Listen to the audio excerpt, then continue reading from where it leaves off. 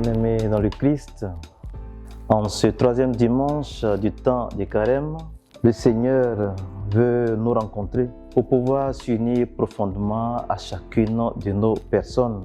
Retenons que Jésus ne s'impose pas. Il nous aborde comme la Samaritaine, ne nous aborde pas par le haut. Dieu ne veut pas nous imposer son amour. Il veut entrer en communion avec nous, ce qui est bien différent parce que l'amitié, la communion suppose la réciprocité. Comment est-ce que Jésus s'y prend pour aller à la Samaritaine?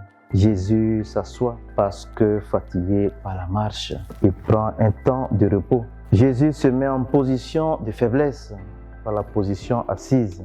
Il commence par montrer à cette femme qu'il attend quelque chose d'elle. Et la demande qu'il lui fera, donne-moi à boire. À toi, à moi, Jésus fait cette demande, donne-moi à boire. C'est une opportunité qu'il offre à la Samaritaine parce que Dieu aime nous accorder des opportunités. Ensuite, on les saisit ou on ne les saisit pas. Nous sommes libres de répondre aux demandes et aux sollicitations de Dieu. Jésus n'entre jamais par imposition dans notre vie. Dieu a mille manières de pouvoir nous lancer des opportunités, mais cela passe souvent par ceux qui en ont besoin, tels que les pauvres.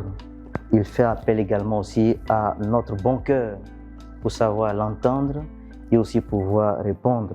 Le fait que cette femme accepte de donner à boire à Jésus manifeste déjà une ouverture, un bon cœur, ouverture du cœur. Cette bonté est déjà une porte par laquelle Jésus pourra entrer. À travers une sorte de quiproquo qu'aime utiliser Jean dans l'évangile, Jésus amène la Samaritaine plus loin. Jésus conduit cette femme à désirer le don de Dieu. Pour accueillir le don de Dieu, la femme doit faire la vérité sur sa conduite morale.